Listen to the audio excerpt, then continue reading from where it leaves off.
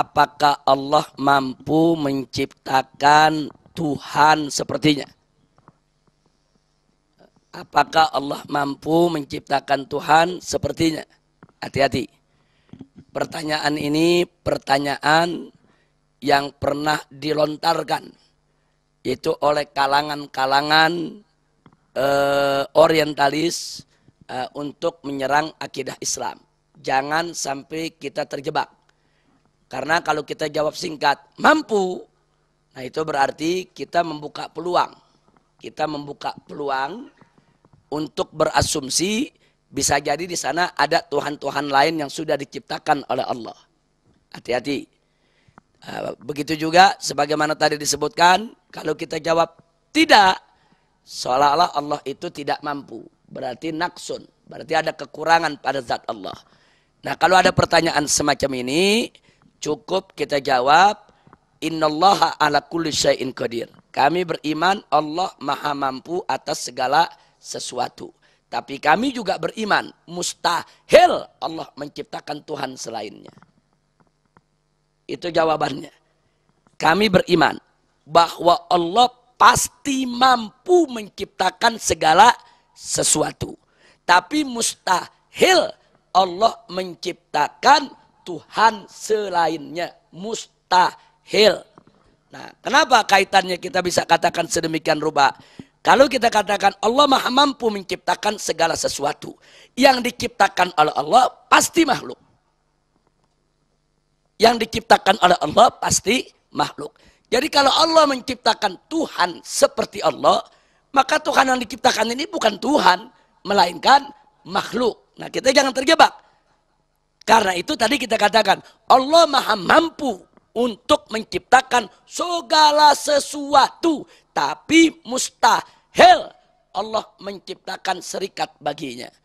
Karena itu adalah suatu keagungan Allah. La syarika kalah. Kira-kira jelas tidak? Nah, jadi tolong jawaban pertanyaan semacam ini pertanyaan memang orientalis itu kalau nyerang pertanyaan tajam-tajam, saudara. Mereka kalau udah buat buku, mereka serang, mereka fokus, tajam, teliti. Nah, dalam rangka untuk menggoyangkan iman umat Islam. Adapun pertanyaan kedua, Allah maha kuasa, Allah maha mampu, Allah maha mengetahui, Allah mudabbir, yaitu kulla syai', Allah yang mengatur seluruh alam semestanya.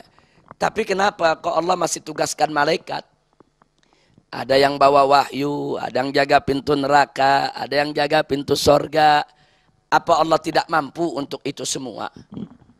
Saudara, kalau bicara kemampuan Allah, kekuasaan Allah, kebesaran Allah, Allah tidak butuh kepada malaikat untuk membantunya. Bahkan Allah tidak butuh kepada Rasul untuk menyampaikan risalahnya. Tapi kenapa kalau Allah kirim Nabi untuk menyadarkan manusia? Kenapa Allah nggak langsung kasih hidayah aja kepada manusia-manusia tersebut untuk beriman kepada Allah tanpa melalui para Nabi dan para Rasul? Nah, itu pertanyaannya, saudara. Jawabnya, Allah itu maha indah. Allah menyukai segala sesuatu itu dengan proses. Allah menyukai yaitu segala sesuatu dengan asbab.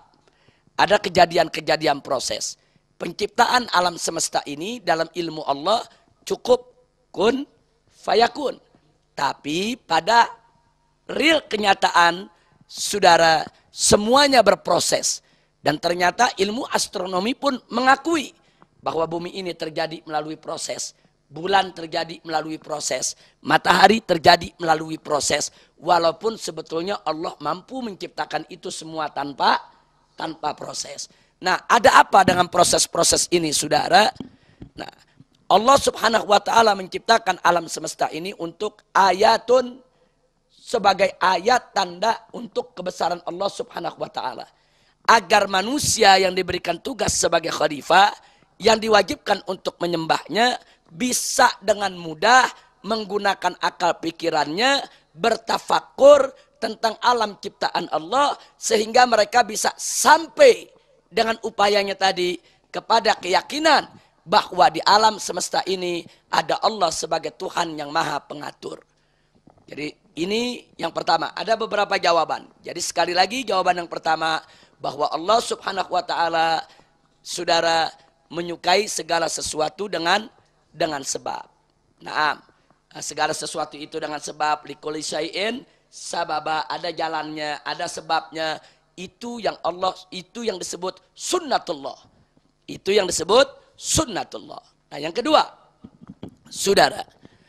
Yang kedua, ada satu pelajaran yang diberikan oleh Allah kepada umat manusia ini untuk hidup dengan disiplin dan teratur.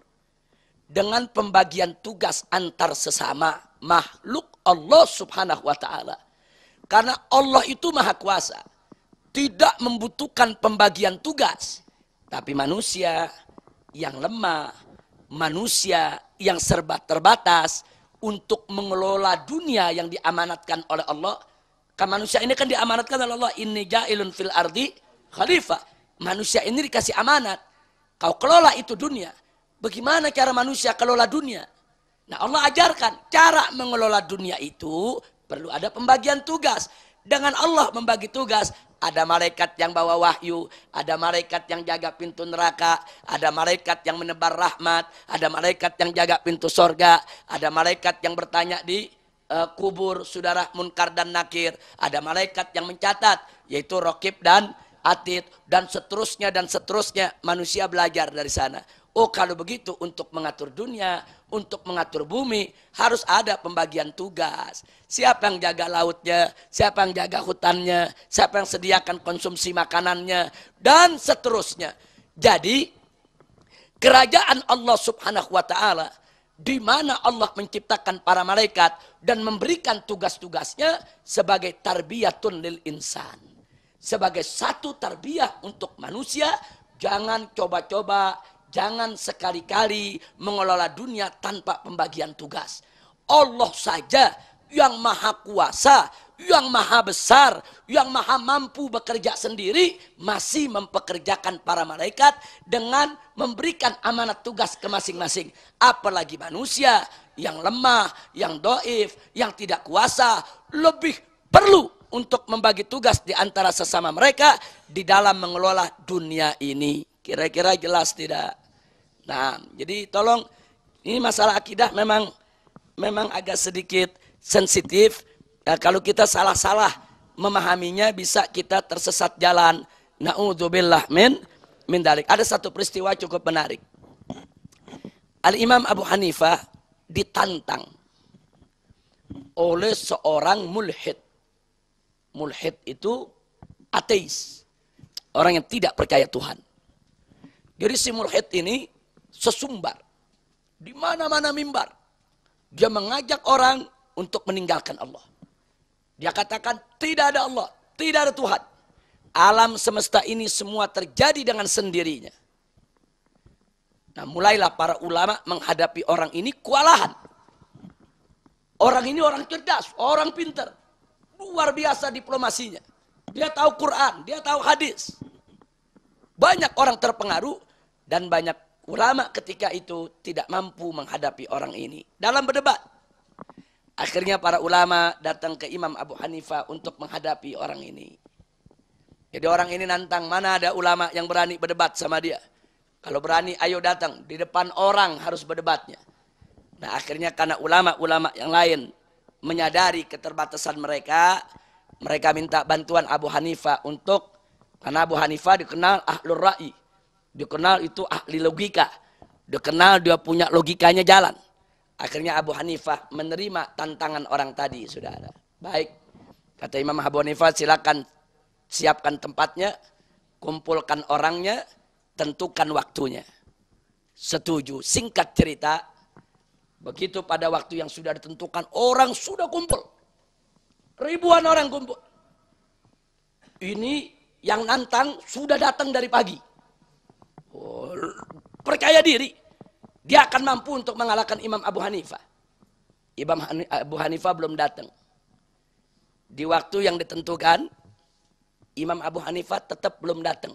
Terlambat. Nah, begitu terlambat, dia kasih tenggang waktu. Kita tunggu 1 jam lagi. Habis 1 jam, Abu Hanifah tetap belum datang. Ditunggu sampai 2 jam, Abu Hanifah tetap nggak datang. Orang ini mulai sesumbar. Dia bilang, tuh lihat mana ada yang bisa ngelawan saya. Abu Hanifah yang katanya orang pintar, ulama besar. Datang terlambat, dia takut ngadepin saya. Karena dia nggak punya dalil, dia nggak punya argumentasi. Mulailah dia sesumbar dengan pemikiran-pemikiran sesatnya. Nah begitu asik dia lagi sesumbar, tahu-tahu Abu Hanifah datang, saudara. Udah terlambat nih, sampai 3 jam lebih. Begitu Abu Hanifah datang marah, ini orang gimana? Ulama terlambat, nggak tertib, nggak disiplin, begini itu dan seterusnya. Kata Imam Abu Hanifah, iya, saya minta maaf, saya terlambat. Oh nggak bisa. Kamu mesti sebutkan dulu apa alasanmu terlambat. Kalau ada alasan kita terima, kalau enggak. Kata Abu Hanifah, iya begini. Saya punya rumah kan di seberang sungai. Tadi waktu saya keluar rumah, saya mau jalan kemari. Saya pakai keledai. Di tengah jalan, keledai sehat. Nggak ada angin, nggak ada hujan, tuh keledai mati. Terpaksa saya jalan kaki. Begitu jalan kaki sampai di pinggir sungai, saya nggak paham bagaimana caranya nyebrang. Perahu nggak ada. Nah begitu saya tunggu, tiba-tiba ada kayu di sekitar saya bergerak sendiri jadi perahu.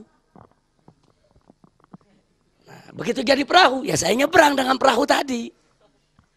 Begitu. Akhirnya saya sampai kemari.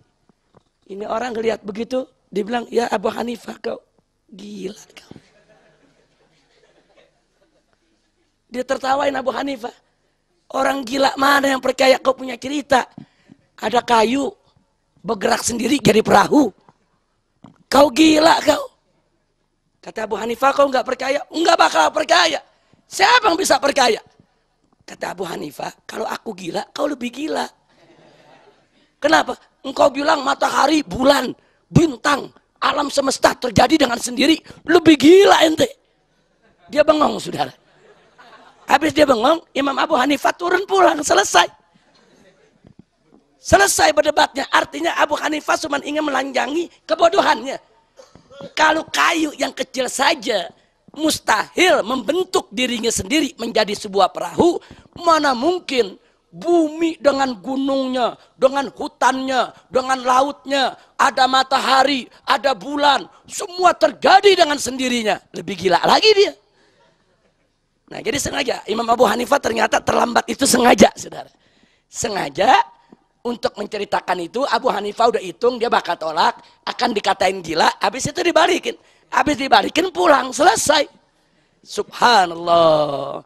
Nah inilah, kadang-kadang ada masalah sebetulnya, itu masalah nggak berat dihadapi. Tapi memang membutuhkan kecerdasan, kepintaran ya, yang diberikan oleh Allah Subhanahu wa Ta'ala kepada para ulama kita dalam menjaga akidah. Alhamdulillah.